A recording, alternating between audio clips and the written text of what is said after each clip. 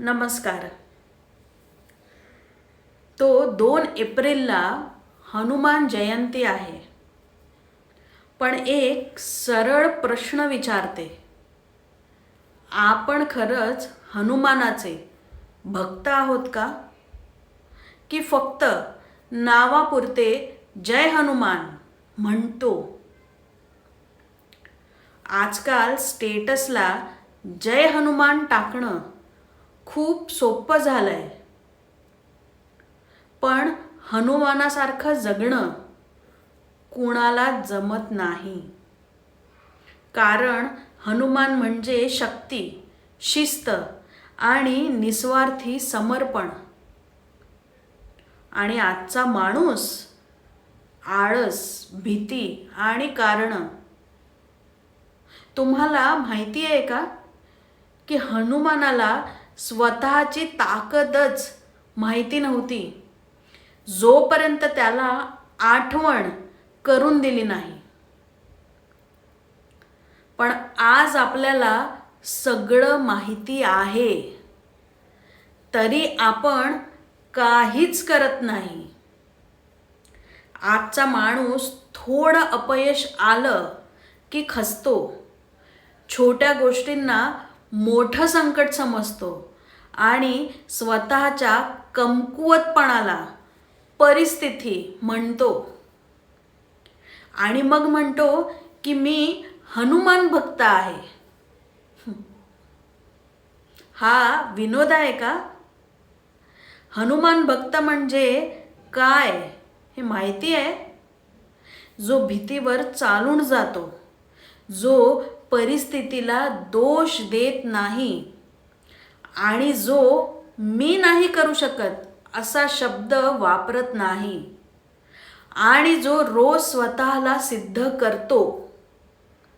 हनुमानाने कधीच तक्रार केली नाही, त्याने परिस्थिती बदलली. आणि आपण बसून चर्चा करतो, तक्रारी करतो आणि स्वतःलाच कमकुवत बनवतो. हनुमान असता तर त्याने प्रश्न सोडवला असता, त्यावर चर्चा केली नसती. आज मी तुम्हाला एक आव्हान देते. पुढचे 7 दिवस एकही कारण देऊ नका. जे टाळत आहात ते करा. ज्याची भीती वाटते त्याला सामोरं जा. आणि मग स्वतःला विचारा की मी खरंच हनुमानाचा भक्त आहे का?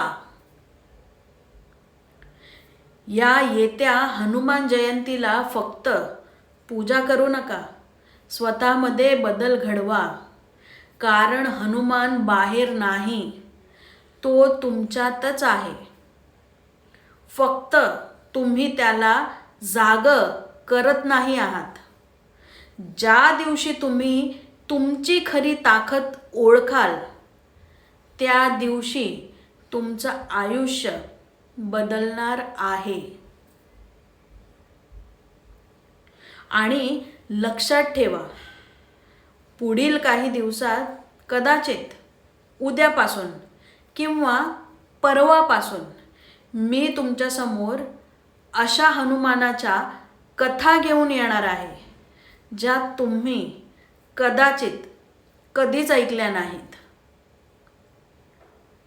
अशा कथा ज्या तुमचा विचार बदलतील, तुमच्यातली शक्ती जागवतील. त्यामुळे माझ्यासोबत नक्की राहा. आता फक्त एकच जय हनुमान म्हणू नका. हनुमानासारखं जगायला सुरुवात करा. जय हनुमान.